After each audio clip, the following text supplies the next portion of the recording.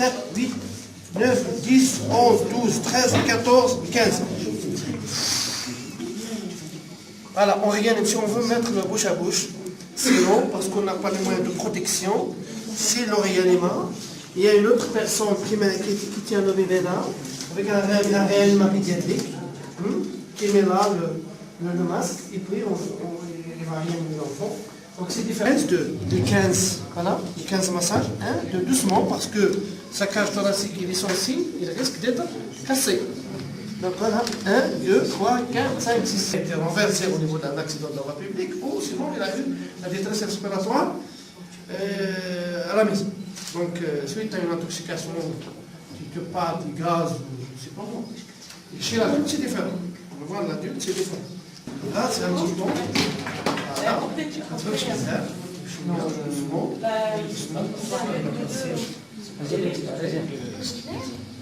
Non, c'est comme ça.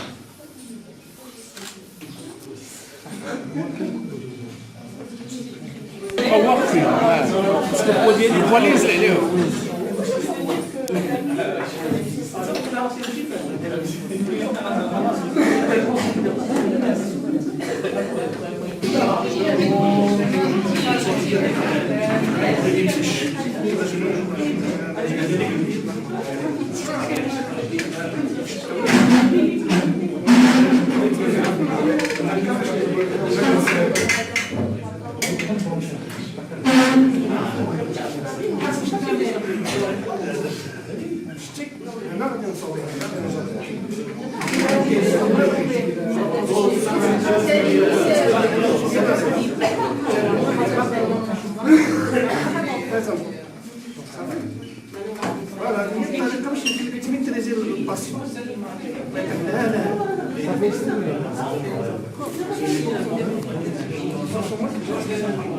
Très important.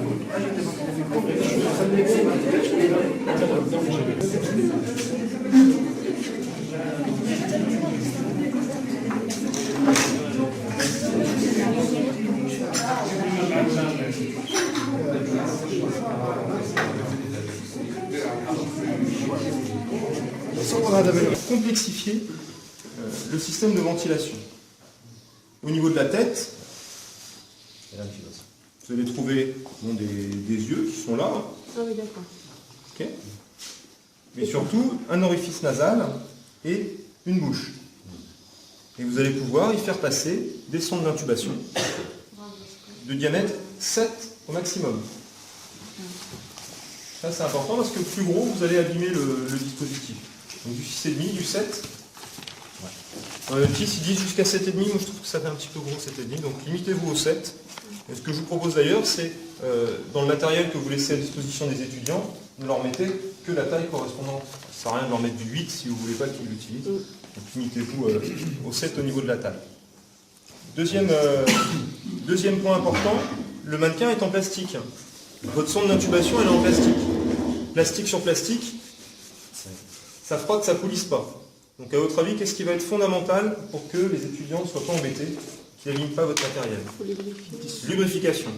Exactement. Il faut systématiquement que les étudiants lubrifient leur sonde. Ce que je vous conseille même, c'est de venir mettre une petite giclée de lubrifiant le matin, avant le début de la séance, pour lubrifier un petit peu les voies aériennes.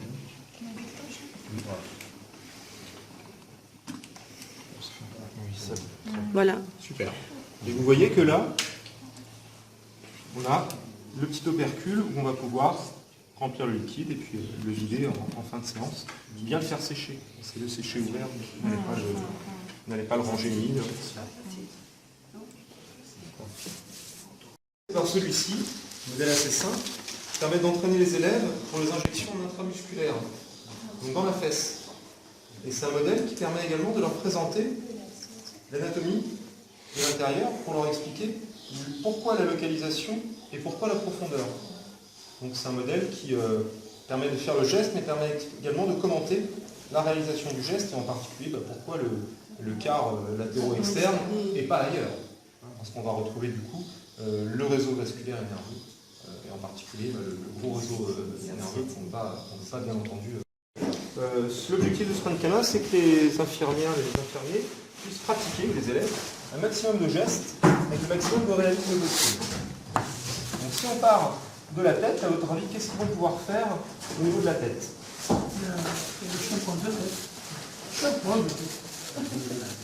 Alors, Oui, mieux c'est le lavage de la bouche. Exactement. Ouais. Les soins de yeux, les soins de bouche. Soins de bouche, soins de nez. Complètement. Les oreilles aussi. Exact. Les soins externes pour une bronchiole. Oui, tout à fait. Comme sur la... Peut-être qu'on a vu un moniteur de surveillance, type Propac ou l'IPAC. Et c'est un mannequin qui émet vraiment de l'électricité. Donc si vous branchez un vrai scope dessus, vous allez avoir un vrai tracé. Alors, il n'est pas prévu pour la réanimation cardio-pulmonaire. Il est vraiment prévu celui-ci pour les soins de nursing. Vous allez voir que dans le thorax, c'est des réservoirs pour les différents fluides et sécrétions, et il n'est pas fait pour être massé et ventilé. Donc pour la défibrillation, il n'est pas prévu pour. Par contre, on peut mettre l'électrode de surveillance. Ça c'est intéressant. La restriction, c'est forcément de la ventilation contrôlée. Oui. Il ne va pas fonctionner en VAC ou en VS. Il ne déclenchera pas les triggers. Vous observez les systèmes de fixation pour les bras, qui sont du même modèle que les bras de perfusion qu'on a vus ce matin. Oui. Donc le bras gauche et le bras de perfusion et fonctionnent exactement de la même manière que celui qu'on a vu. Vous retrouvez d'ailleurs les deux petites sorties des tuyaux qui vont permettre de le remplir de sang si vous le souhaitez. Et on peut remplacer ce bras par l'autre Ils sont parfaitement on veut tout interchangeables. faire. Oui. Complètement. Les composants du système SIMPAD. Ça, c'est la box. C'est ce qui va nous permettre finalement de créer un réseau local. Il n'y a pas besoin d'un branchement Internet. En fait, c'est une petite boîte qui va faire un routeur et qui va permettre de connecter ensemble les différents éléments du système. Comme une boîte Internet finalement à la maison, qui alimenterait à la fois la télé, la radio et puis l'ordinateur. Donc ça, c'est indispensable si on veut faire fonctionner le mannequin sans fil. Pour que la boîte fonctionne, il lui faut de l'électricité, et donc il y a une batterie qui est livrée avec, qu'on va pouvoir connecter dessus. La télécommande qui va permettre de contrôler le mannequin et d'avoir également le retour des informations. On va pouvoir leur afficher les constantes. Et vous allez pouvoir les faire évoluer. Par exemple, là il a... tenez, on va lui prendre une tension en automatique. Imaginez qu'ils aient branché un dynama ou un équivalent. Elle va être bonne, et puis là on va le faire tachycardiser par exemple. La boîte de contrôle qu'on appelle la Linkbox, qui en fait a un petit serveur Wi-Fi qui va communiquer entre le mannequin, le moniteur et la télécommande. La Linkbox, pour que ça fonctionne, eh bien, il faut qu'elle soit reliée bien entendu au mannequin. C'est le petit fil qui est là, le petit cordon électrique, pour l'électricité et aussi pour l'air, parce qu'en particulier au niveau du brassard à tension, eh bien, il calcule les pressions pour faire coïncider la pression au manomètre et le son au niveau du haut-parleur avec la tension que vous aurez décidé pour votre patient. Et de l'autre côté, il est connecté à... De l'autre côté, alors, ce fil-là va au simulateur, au mannequin. Il rentre dans le thorax La transmission. du simulateur, la transmission d'informations.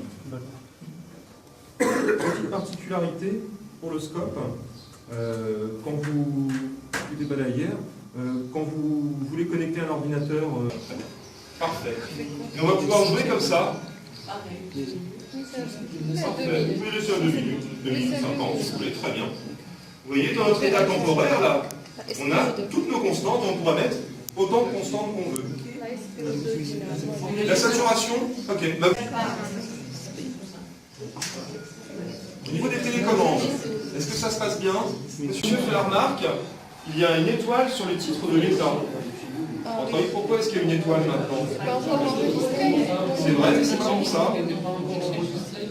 Exactement, c'est parce qu'on a modifié par rapport à ce qu'il était au début. Au début, j'avais mis juste le coup dedans. Et là, j'ai modifié la tension. Donc c'est la petite étoile, c'est pour dire attention, il y a eu une modification par rapport à ce qu'est le patient. Et puis, on lance l'état de choc. Le patient va se dégrader. On va lancer l'état de choc. Le patient va se dégrader sur un certain temps. Puis à un moment, on espère que l'étudiant comprenne qu'il se passe quelque chose. Et puis, mettre en œuvre des mesures correctives. Suivant la nature de l'état de choc, ça peut être un petit peu d'adrénaline sous-cutanée, déjà commencer à appeler le médecin pour qu'il vienne. La stabilisation du patient après les mesures correctives. Donc on va se faire un nouvel état.